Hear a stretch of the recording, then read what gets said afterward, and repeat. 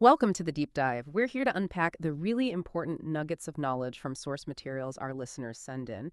And today, we've got something pretty unique. It's a very personal, very powerful case study sent in by a listener from Thailand. It's a really raw story, honestly. It spans generations, covers some incredibly complex family dynamics, a lot of suffering, but also, some really profound spiritual lessons. We'll touch on difficult relationships, addiction, loss, and ultimately this journey towards understanding things differently, towards liberation. It's not just a story, really. It's like a living example of how things from the past weave into what's happening right now. Exactly. And our mission here, our goal for this deep dive, is to carefully pull out those key insights from this really rich narrative. We want to try and understand these, let's call them karmic threads that connect people, connect families. It helps us get a better feel for cause and effect, right? And what's fascinating is how even really tough situations can actually become catalysts for, well, for deep spiritual growth. And look, for those of you who might know some of these spiritual ideas, we'll get into specific interpretations from this particular tradition. For others, don't worry. We'll make sure these powerful concepts are clear as we go. Okay, let's unpack this. It's quite a story. Our listener's early life, well, it was tough. She describes her father as strict and direct, which, might sound okay on its own. But the reality behind it was he was abusive, an alcoholic, and a womanizer. Just a very difficult presence. And her mother, tragically, ended up in this submissive role, described as becoming like a slave, just deeply afraid. Seeing all this, our listener, when she was young, made this vow to herself she would never, ever marry. I mean, you can totally understand that reaction given what she saw. Yeah, absolutely. And if we step back and look at the bigger picture through the lens of this tradition, you immediately see these significant karmic patterns playing out. The insights suggest the mother carried what's understood as, let's say, karma of relational misconduct from a past life. And remarkably, the understanding is that this actually came from a time when she had a male life and acted in similar ways. So this past action, this specific karma, led her in this life to a partner, a husband, who mirrored those very actions back at her. It's quite striking. It really shows how energies we put out, especially in relationships, can kind of echo back. It makes you look beyond just the immediate blame. And interestingly, the narrator herself, our listener, was seen as carrying a, let's say, lighter version of similar karma.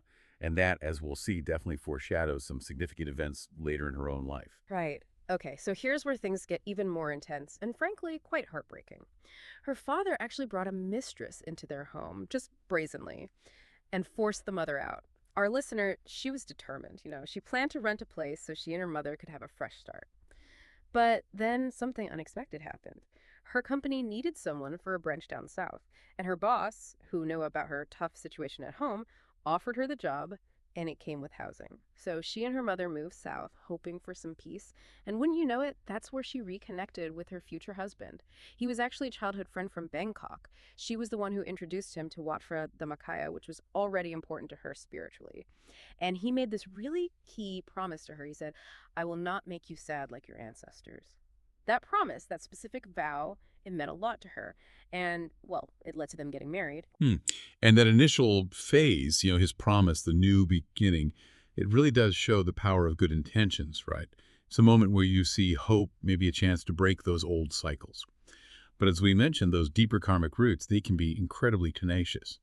So even with conscious effort, good intentions, a new place, if those underlying patterns aren't really dealt with spiritually, at a deep level, things can still be fragile. It's always this kind of dance, isn't it, between the choices we make now and these old imprints from the past. Yeah, that makes sense. So moving on from those sort of foundational family patterns, the story takes an even more tragic turn, focusing on the narrator's younger brother. He had a really serious struggle with drug addiction. Our listener, trying her best to help, brought him down south with her, and he actually did recover while he was there. But then he made the decision to go back to Bangkok. He wanted to see his child, who was living with the child's father and stepmother. And just tragically, he relapsed. His final moments were incredibly difficult. He took medicine, intending to die right there in front of their mother. And the mother, just completely worn out, exhausted, desperate, she said these words, "Take all your medicine." Just heartbreaking. And this brings up a really critical point about the brother's specific karma. The insights from, looking into his spiritual journey are quite clear on this. His past issues with alcohol, combined with his current drug addiction, these were seen as the principal karma. The main factors that directly led to his suicide. It wasn't just one thing, but this buildup, this culmination of deep-seated substance abuse patterns. And what's even more striking is what happened after his death. His mother, grieving, thought maybe he'd been reborn as a cow, which is a belief in some traditions. But the insight revealed something very different. He didn't become a cow. He was actually in a state known as a semi-ghost, semi-hungry ghost. In Thai, they call it pre-pret. Pre-pret. Okay, what does that actually mean? What's that state like? Well, it's described as a really specific and frankly quite distressing state of existence. Someone in this form looks vaguely human, but they're emaciated, skin is dark, decaying. They're in a state of constant hunger and profound suffering. Just really tormented, unable to find any peace or relief.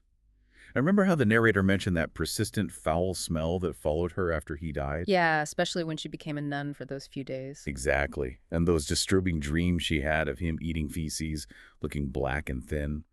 Well, the understanding is that this foul smell was actually the brother.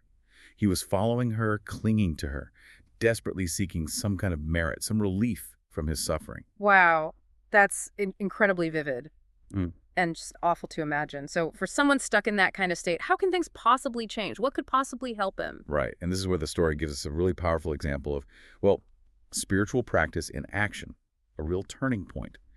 The narrator's cousin, who was a nurse back in Bangkok and also involved in this tradition, gave her some advice. She suggested creating a Dhammakaya Buddha image specifically for the brother as an act of merit. So the narrator decided, okay, I'll do this.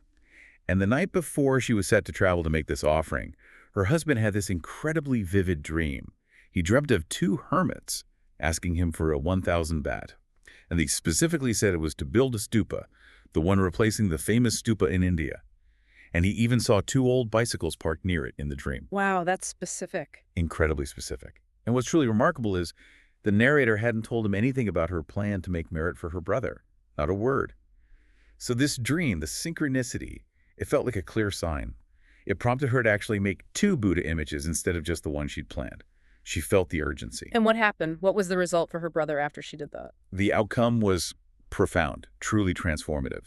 Through that dedicated act of merit, especially creating those Buddha images with focused intention, her brother was lifted out of that awful suffering state, the pre-parent state.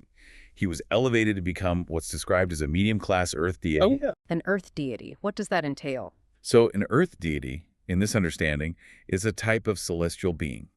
They reside on the earth plane, but they have a much more refined existence, a refined body.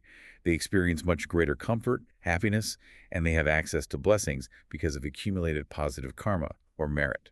Making that Buddha image, especially with the boost from the dream synchronicity, essentially created this powerful channel of positive energy. It provided the merit he desperately needed to transcend that suffering state. So it's more than just a symbolic act then? Oh, absolutely. In this tradition, creating a Buddha image isn't just symbolic or artistic. It's seen as generating potent positive energy, immense merit that can directly impact the well-being of someone who has passed on, especially when you dedicate it with strong, clear intention. It acts like a tangible bridge capable of literally shifting a being's post-death reality. That is quite something. A really powerful shift. It makes you wonder then how these complex karmic threads continued to play out in our listener's own life, right? Let's go back to her marriage. We heard that initially things seemed great. Her husband was described as ideal. He'd quit drinking, smoking, stopped womanizing. Their business, a shrimp farm, was doing really well. They were prosperous. It looked like things had really turned around. Yeah, and that period of peace, prosperity, his positive changes, that was definitely a positive karmic result, a kind of reward, you could say, for their good intentions, for making that fresh start. But as we've seen throughout this story, these karmic threads, they can be incredibly complex and run really deep. So even when things look good on the surface, those underlying patterns, if they haven't been fully resolved, can still be active, kind of lurking beneath, waiting for the right conditions to pop up again. Right. So what happened in the long run? Because the story takes another devastating turn here. After 1990, her husband started to slip back. He began drinking again, smoking, womanizing, eventually even took a mistress, just like her father. The narrator was plunged into despair, so much so that she actually attempted suicide multiple times. Miraculously, she survived each attempt. She endured this incredible suffering for about 5 or 6 years. It ultimately ended in a painful divorce. And, adding insult to injury, she was left shouldering a massive debt, 10 million baht, because she had guaranteed loans for him. And here's where the karmic insight becomes really, really illuminating, though potentially difficult to hear. The husband's relapse, his return to those harmful behaviors, the womanizing. The addiction was understood to be directly linked to the narrator's own karma of relational misconduct from a past life. Her own karma. Yes. The explanation given is that in a previous life, when she was a man, she had acted in very similar ways towards others. So in this really profound, almost karmic mirroring, her old karma was manifesting in her current life. It was creating the very circumstances through her husband's actions that became his new karma. Now, this isn't about blaming her for his choices now. It's about understanding this incredibly intricate interplay of cause and effect across lifetimes. Wow. It forces us to consider how our own past actions, especially in relationships, might draw certain experiences, certain kinds of suffering into our present lives, often through the people closest to us. So her past actions created the conditions for her current suffering through his behavior. That's a really powerful concept, almost confronting, isn't it? Yeah. From going through something like betrayal. How do you even start to process that kind of idea without just feeling completely responsible for what someone else did? That's a really important distinction. It's not about being responsible for their choices right now, in this moment. It's more about understanding the underlying conditions we might have set up in the past that draw these kinds of experiences to us. Seeing it this way can actually shift you away from feeling like a pure victim. It moves you towards a deeper understanding and potentially empowerment, because you realize that by changing your own actions now, you can start to break those cycles. And this karmic link, it didn't just affect her marriage, it even showed up in her health. Remember, she suffered from uterine fibroids and chocolate cysts. Yes. Those were also identified as fragments of promiscuity karma, showing how these karmic residues can manifest physically, not just in external events. And she also had severe kidney inflammation at one point. That was traced back to a past life where she engaged in usurious lending, basically, predatory money lending. But importantly, she had abandoned that negative occupation in that past life. And because she had already made that positive shift back then, her diligent merit-making now was incredibly effective. It was able to heal her, and the kidney condition completely vanished. That's incredible. A direct example of how present actions, especially that focused spiritual practice, can actually cut through and resolve old negative karma, even leading to physical healing. And speaking of present actions, amidst all that despair, the divorce, the huge debt, our listener did something significant. She renewed her commitment to Wat Phra Dhammakaya. She threw herself into meditation, actively helped the temple installing those Dhamma satellite dishes, contributing to a major meditation building project. That sounds like a real turning point. Oh, it absolutely was. Yeah. A huge turning point. And the outcome here is just remarkable. It's a powerful testament to what consistent, dedicated spiritual effort can achieve. She managed to pay off that entire staggering 10 million bet debt. Yes. And the insights confirm her own understanding. She attributes this directly to her persistent, consistent merit-making. It just underscores the immense power of focused, positive actions, how they can help overcome not just emotional suffering, but huge practical burdens like debt. It's almost like, building up a spiritual bank account. Consistent deposits through merit can actually offset massive withdrawals made by past negative karma, leading to real liberation, even financially. What an absolutely incredible journey. I mean, the highs, the lows, it really shows so much. But our listeners still had some lingering questions, things she was grappling with about herself and others. First, her father. He's still alive, 72 now, still with a younger mistress. And he doesn't seem to appreciate or rejoice in her donations or her spiritual path. So she asks, does he even get any merit from what I do? And is there anything I can do to help him? Right. Well, regarding the merit, yes, he does receive some benefit from her dedicated actions, but it's understood to be quite minimal if he isn't actively rejoicing in it himself or participating consciously. For people who are really deeply caught up in worldly pursuits, stuck in their own patterns, it's genuinely very difficult to help them directly or to sort of force a spiritual awakening. The most effective approach for her is really just consistent dedication of merit on his behalf. Keep doing good deeds and dedicating the positive energy to him. Combine that with sincere prayers for his understanding, for his well-being, praying that he might eventually grasp these deeper truths. It's often a long game, requiring a lot of compassion and steady effort. Okay. And what about her brother, the one who's now an earth deity? Does he have a message for his son? His son is 20 now, described as stubbornly defiant. You know how hard it can be to get through to young adults, especially with things like this? Yes, and this is where the connection becomes incredibly powerful. The message is direct, coming from someone who has experienced the consequences firsthand. Her brother's message for his son is essentially this: listen to your aunt, meaning the narrator, because the marriage she made is what improved my afterlife. Karma is real. Don't make the same mistakes. Don't commit the sins that I did. Wow, that's direct. Extremely correct. It's a profound warning and also a plea from someone who's been through it. The advice is that the narrator should absolutely share this message with her nephew. Maybe even record it so he can hear it, maybe listen multiple times, and hopefully internalize the seriousness of it. It's a really unique chance to potentially cut through that youthful defiance with testimony straight from the afterlife, so to speak. That could be powerful. Now, what about her mother? She still carries this heavy guilt over those last words she spoke to her dying son. Does she carry significant bad karma for saying, take all your medicine in that moment of desperation? The insight here is that her mother's karma from those words is actually considered minor. It's understood that they were spoken out of just sheer irritation and exhaustion. It was a moment of complete despair, not born from a genuine intent to cause harm or kill.